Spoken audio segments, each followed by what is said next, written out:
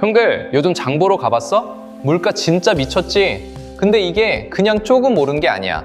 우리나라가 지금 28년 만에 최악의 물가 충격을 맞고 있거든. 1998년 외환위기 이후 처음이래. 이게 왜 이렇게 된 건지, 그리고 형들 지갑에 어떤 영향을 미칠 건지 지금부터 딱 설명해 줄게. 집중해. 자, 먼저 핵심부터 말할게. 지난 3월 수입 물가가 16.1%나 올랐어. 이게 왜 그럴까? 잠깐만 집중해서 들어봐. 내가 쉽게 설명해 줄게. 중동에서 전쟁이 터졌잖아. 미국이랑 이란이 싸우기 시작한 거야. 전쟁 나면 뭐가 생기는지 알아? 석유 공급이 불안정해지는 거지. 그럼 국제 유가가 폭등하는 거고, 마치 물에 폭탄 던지면 파도가 사방으로 퍼지는 것처럼 석유 가격이 올라가면 모든 게 연쇄적으로 올라가. 구체적인 숫자 보자.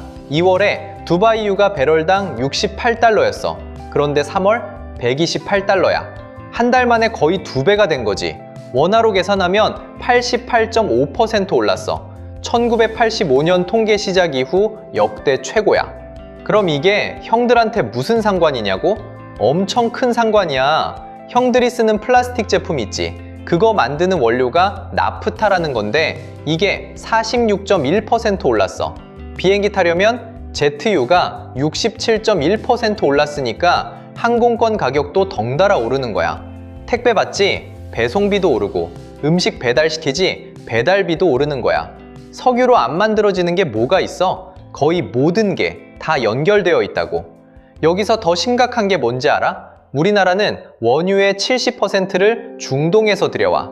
호르무즈 해협이라고 있지. 세계 석유 무역량의 20%가 지나가는 길인데 거기가 사실상 봉쇄되다시피 됐어. 즉, 우리 경제의 생명줄이 조여지고 있다는 뜻이야. 그런데 여기서 끝이 아니야. 환율까지 올랐거든? 달러당 원화값이 1,486원까지 올라갔어. 이게 뭘 의미하냐? 같은 양의 달러로 사려면 더 많은 원화를 내야 한다는 거야. 즉, 같은 양의 원유를 들여오는데 돈을 2배로 내야 하는 거지. 유가 폭등에다가 환율까지 올라서 이중 타격을 맞은 거야. 마치 넘어졌는데 거기 또 누군가 발로 밟는 것처럼. 수입 물가지수라는 게 있어. 100을 기준으로 몇 퍼센트 올랐는지 보는 건데 2월엔 145.88이었어. 그런데 3월 169.38이야. 한 달 만에 16.1% 뛴 거지. 이건 정말 장난 아닌 수준이야. 그럼 이게 단순히 수입 물가만의 문제냐? 아니야. 시차를 두고 소비자 물가까지 밀려올 거라는 거야. 지금 3월 소비자 물가는 2.2%만 올랐어. 근데 4월부터는 이 수입 물가가 본격적으로 반영되면서 훨씬 더 올라갈 거라고 모든 전문가들이 경고하고 있어. 마치 지진파처럼 시간이 지나면서 모든 지역에 전파되는 거야. 중소기업들이 가장 힘든 상황이야. 왜냐면 이들이 수입 원자재를 많이 쓰거든. 원유로 만든 플라스틱, 화학제품, 포장재 같은 걸 들여와서 써야 하는데 이 가격이 갑자기 40%에서 80%까지 뛰어올라 버렸어. 근데 물건 파는 가격은 그렇게 다 올릴 수도 없지. 원가가 올랐는데 팔 수 없으니까 회사들이 이익이 급감하는 거야. 형들 입장에서도 마찬가지야. 결국 이 비용이 형들이 사는 음식값, 배달비, 택시비 이런 식으로 다 올라오게 되는 거거든. 정부도 이 상황을 심각하게 받아들이고 있어. 석유료 최고 가격제를 강화하고 소득 하위 70%에 대해서 고유가 피해 지원금을 주기로 했어. 10만 원에서 최대 60만 원까지. 하지만 이건 임시 방편일 뿐이야. 근본적인 해결책은 아니거든. 더 큰 걱정은 이런 상황이 얼마나 오래 갈 거냐는 거야. 이미 지난해 7월부터 9개월 연속으로 수입 물가가 올라가고 있어.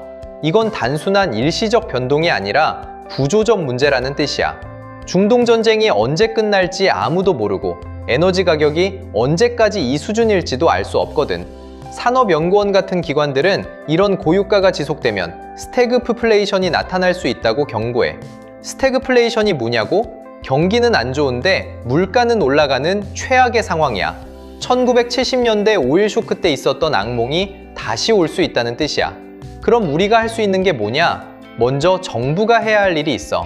중동산 원유 의존도를 줄이기 위해 수입선을 다변화해야 해. 다른 나라에서도 들여오고 에너지 자급률을 높일 수 있는 방법들을 찾아야 한다는 거야. 그리고 형들 개인 입장에서는 단기적으로는 생활비 지출을 최소화하고 중장기적으로는 이런 에너지 위기에 대비한 준비를 해야 한다는 거지. 여기 중요한 포인트 한 번 더 정리해 줄게. 첫 번째, 원유가 88.5%나 올라갔다는 게 얼마나 심각한 상황인지 이해해야 해. 두 번째, 이건 단순한 유가 상승이 아니라 환율까지 겹쳐 있다는 거야. 세 번째, 이 영향이 수입 물가에만 머물지 않고 형들이 사는 소비자 물가로 밀려올 거라는 거지. 네 번째, 이미 9개월 연속 올라오고 있다는 건 일시적 현상이 아니라 구조적 문제라는 뜻이야. 근데 여기서 한 가지 희망적인 신호도 있어. 미국과 이란 사이에 종전 협상이 진행되고 있다는 거야.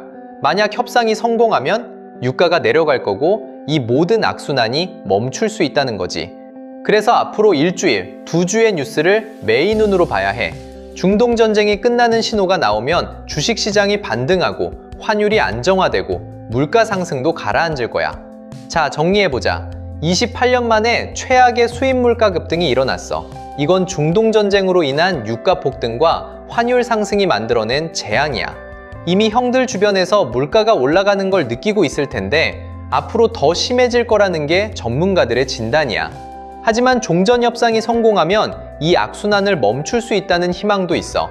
결국 형들이 할 수 있는 건 이 상황을 제대로 이해하고 앞으로 어떻게 될지를 신경 써서 지켜보면서 개인적으로는 똑똑킥추를 관리하는 거야. 자, 오늘 영상 어땠어? 도움이 됐다면 구독과 좋아요 꼭 눌러줘. 형들의 지갑을 지키는 데 도움이 되는 영상으로 다음에도 찾아올게. 그럼 다음 영상에서 또 만나자.